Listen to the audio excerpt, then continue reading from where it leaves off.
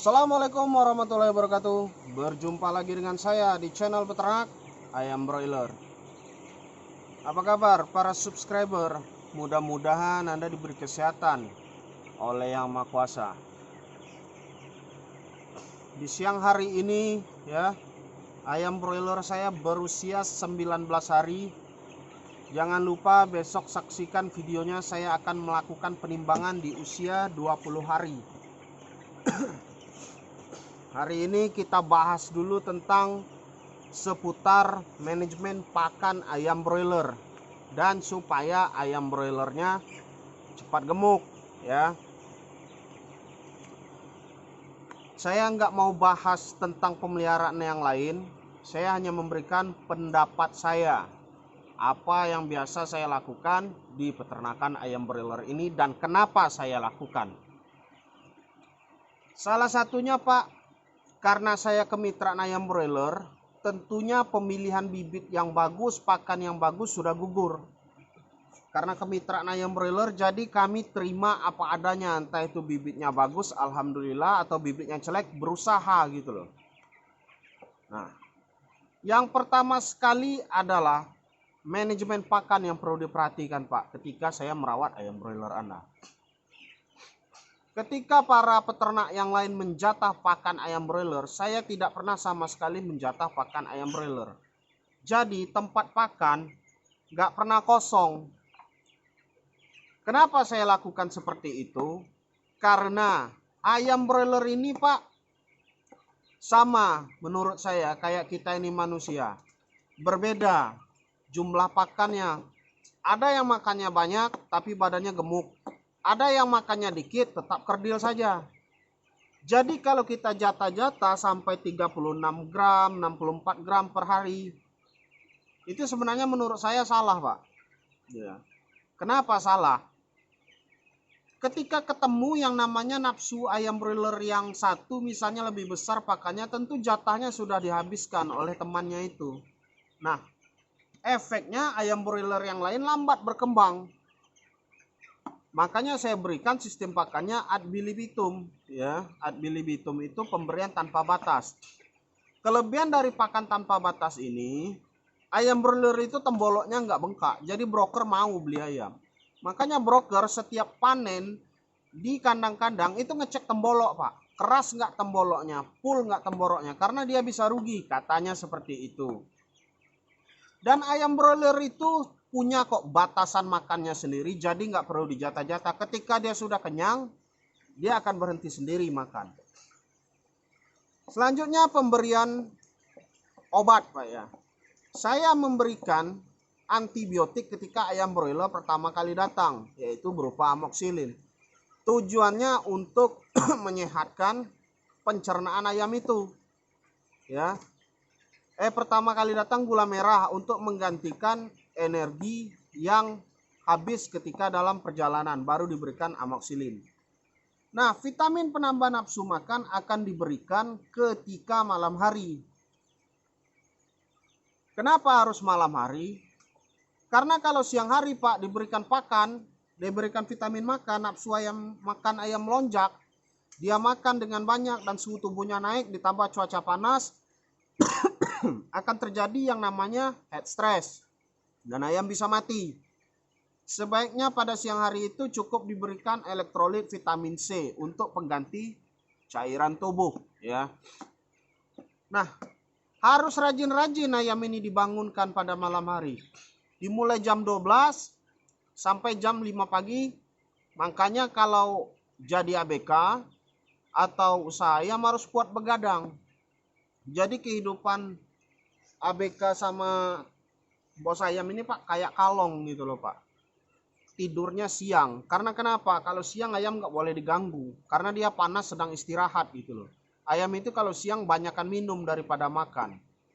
Nah, air kaporit atau klorin itu opsional. Bisa diberikan atau tidak diberikan. Kalau saya sementara ini belum beri air klorin Pak ya. Karena saya lihat ayam broiler saya baik-baik saja, lagian klorinnya lagi habis. Tapi sebagusnya berikan untuk mencegah sebelum terjadi gitu Pak. Air klorin ini berfungsi untuk menghambat laju pertumbuhan bibit penyakit. tapi dengan syarat tempat air minum harus dibersihkan. Karena klorin tidak bisa membunuh kuman yang bersembunyi di balik lumpur, lumut yang ada di tempat air minum. Selanjutnya jumlah tempat pakan itu disesuaikan. Kalau saya menyesuaikannya selain pakai populasi juga pakai yang namanya ukuran kandang. Jadi sebaris 4 saya beri ya. Kalau standarnya satu tempat pakan itu yang besar itu untuk 50 ekor sampai 60 ekor ayam udah mentok itu Pak. Kalau baby chicknya untuk 60 juga. Kapan saatnya mengganti baby chick? Ketika ayam berumur 10 hari sampai 14 hari. Nah, jadi begitu. Kalau tempat ayam makan ayam terlalu sedikit, yang terjadi pakannya itu nggak seimbang nanti Pak. Jadi berebut. Ada ayam broiler yang kecil-kecil nanti kalah pertumbuhannya sama yang nafsu makannya besar. Jadinya dia telat makan terus. Selanjutnya ketika ada yang sakit atau ada yang badannya kecil, cepat segera dipisahkan. Di karantina. Supaya dia bisa bertumbuh dengan baik. Ya. Jangan digabungkan sama yang sehat, yang sakit itu. Nanti malah menyebarkan bibit penyakit. Masalah pemanas harus cukup Pak. Makin dingin daerah Anda, makin boros pemanas Anda. Karena kenapa? Ayam broiler Pak, kalau suhunya nggak tercukupi atau dingin, dia makannya banyak, badannya susah besar. Ya. Kalau dia terlalu panas, dia banyak minum, pakannya dikit, dia mencret. Jadi cukupi kebutuhan pemanas. Nggak usah harus mengikuti standar pabrik. Bilang satu gasolek bisa untuk 1000 ekor ayam. Nggak usah Pak. Kita perhatikan aja keadaan.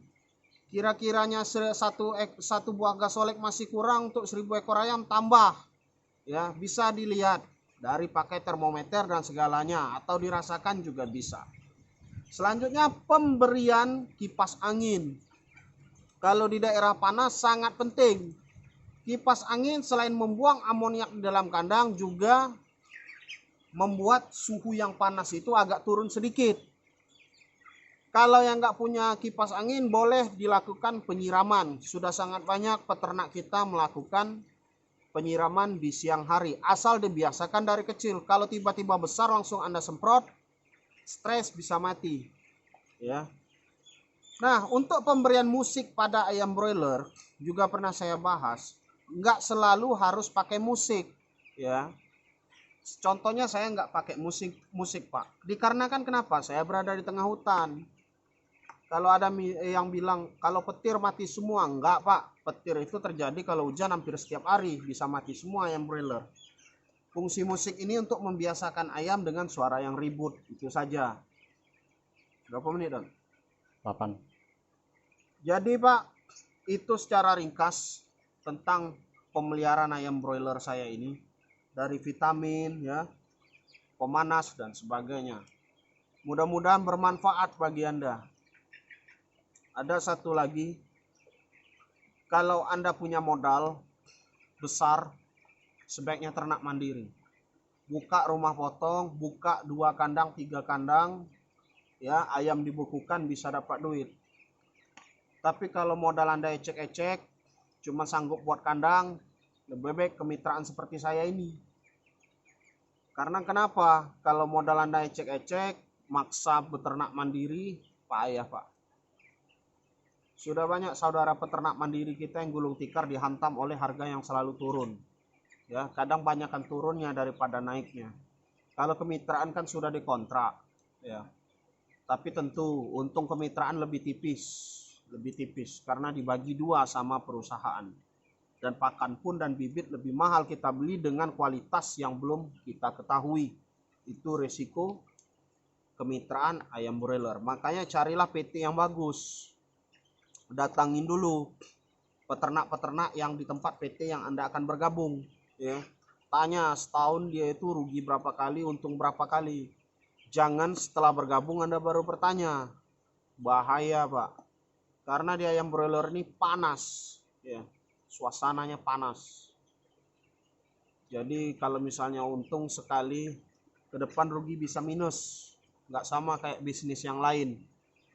Jangan lupa bagi yang ingin membeli obat lalat, baca link deskripsi. Di sana saya menjual obat lalat mungkin bermanfaat untuk Anda yang kandangnya di tengah perkampungan atau dekat dengan pemukiman, ya, bisa membunuh lalat sejak dini.